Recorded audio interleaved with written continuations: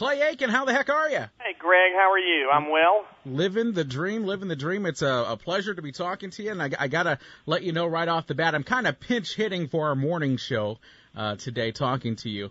They were originally going to talk to you, but then the scheduling conflicts happened, so I'm... They don't like me. No. By all means, it's the complete opposite. I tell you what. They don't like me at all. No, I'm telling you. Jack, Shelley, and Bruce, that's their names.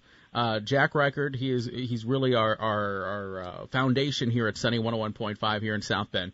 And he's a huge fan of yours. And this was going to be a surprise. Shelley, his partner, had set up the interview, and we were going to surprise him with it. And then when we found out that the scheduling couldn't happen, we're still going to surprise him with the interview, and we'll get into that a little bit later. But he would have been extremely happy to have talked to you. He's a big fan of your Christmas album from a couple years ago. So I'll be pinch hitting today anyway. How the heck are you? You just wrapped up your run with Spam-A-Lot. I am. Yes, we did. We finished on Sunday, and they didn't give me any time off. We just jumped right into doing this promotion. Okay. And take us through your time on Broadway. You took time off from the touring and your concert touring and went right to Broadway. Tell us a little bit about that. Time off. We barely took any time in between. It all went straight into it. It was, it was an amazing experience, and I absolutely loved it, and was not apprehensive about doing it initially, but was not 100% sure that I wanted to do it, and I'm so thrilled that because I figured it'd be fun, but I didn't realize it'd be as much fun as it was, and being able to meet the people and work with the people who I worked with, just really an amazing experience for me. Sure, because singing, performing, and then kind of doing the Broadway thing, they're a little different. They are different. One of the nicest things was just being able to have people who I worked with. When you're touring, there's a lot of people who I work with, but it's kind of the Clay Aiken show, and there's a lot of pressure there. Being able to have a show where it was not just about me, and it was about a whole team of people, really was kind of exciting. Yeah, absolutely. And then, do I understand this correctly? During that show, whenever you had free time of the run, you put together your latest album. Is that how that worked out? We were in the studio during the day and at the theater at night. Wow. Do you just not like having time to just hang out, or what? I'm a glutton for punishment, I guess. I don't know what my problem was. It sounded like a good idea at the time, but it Well, from the beginning of January through the beginning of May here, you've been doing Spam-A-Lot and then working on that album, and now we're talking about that new album. Tell us about it. Well, it was really exciting, and one of the reasons that we obviously wanted to go right into the studio was because it's something that we've been wanting to do for a while. We haven't done an album of original material since Measure of Man in 2003, so it's been 4.5 years, and it's something that I was really pumped about being able to do. And in as much as we hadn't done that in a while, we really wanted to make sure that we did an album that meant something, and some songs that said something. And so we found songs that kind of talked about the process of growing, the process of becoming who you are, based on experiences that you live through. And it was really neat being able to put an album together with one producer only, and put an album that had a theme like that together, because it was kind of a new experience for me. Yeah, talk a little bit about that growth of a man that you've been undergoing since, all the way back to the second season, really in the public eye, the second season of American Idol through now. My goodness, what a nonstop roller coaster it seems like life has been for Clay Aiken. I think it has been for sure. We also just in general have had. I think everybody learns from experience more than they learn from being told something. So just becoming more mature because I've learned the business. I'm more comfortable with myself and with my role in my new job, if you want to call it that way. I think it's like anybody. You start a new job and you don't really know it very well. Mm-hmm.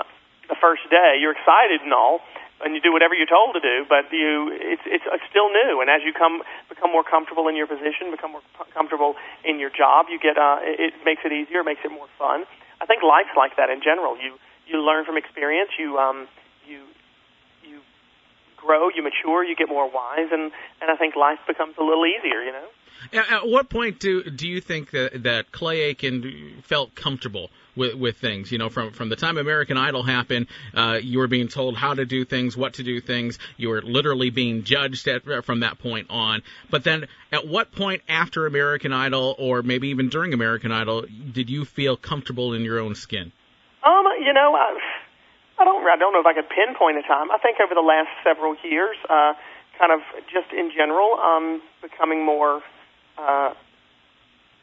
used to making decisions. After a while, that's kind of tough. I don't know if I could pinpoint a time. I think we're all constantly still growing. Sure. You know, I'm sure that I hope that I become more mature in the next 5 years than I have in the last 5 years.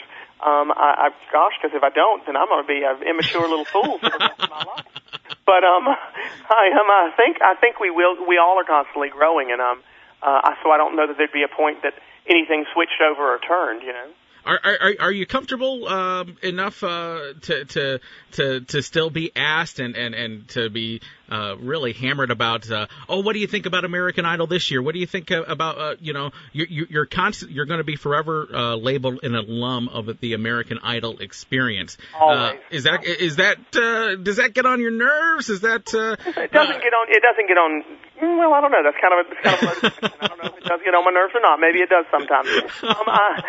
You know, when you're able to be someone that stands on your own, you know, that feels better. That feels better.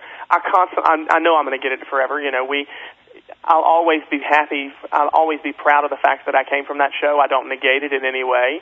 I would not be here if it weren't for that show. I would do that show every day of the week for the rest of my life if I could do what we did when I was on it, and I enjoy it. Well, you were a trendsetter. You were the first successful non-American Idol winner that has gone on to have a great career, and then finally some others have followed in your shoes. And as a matter of fact, you're a bigger star than some of the actual winners. So I think it's all a matter of perspective. But you know, it's something that will constantly be asked about, and that's not a problem. I mean, I haven't watched it in 3 years. I haven't seen an episode in 3 years. Really?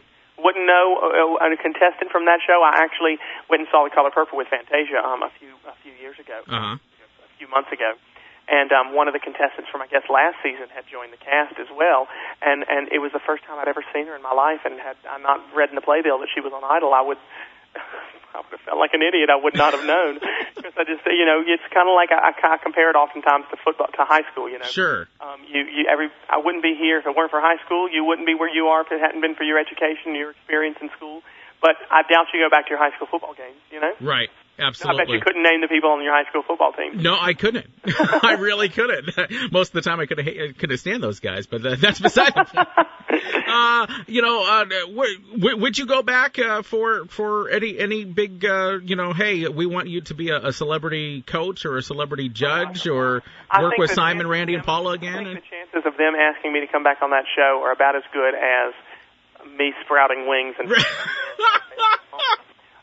But I would absolutely, I'd love to go back. I think anybody would love to. I mean, at this point, it's always kind of nice to go home, and it is something that I appreciate coming from. And the people who I worked with there were family. But I think they've moved on to much bigger stars than me. They can get Brad Pitt on their show. They don't want Clay Aiken anymore.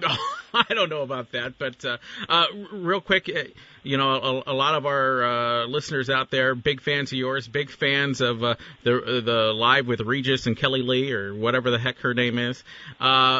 Did you guys ever get to mend fences? There was an incident about a year or so ago with Kelly Ripa. You were pinch hitting for Regis, and something happened. That whole story just got blown out of proportion, and it tends to be people who just.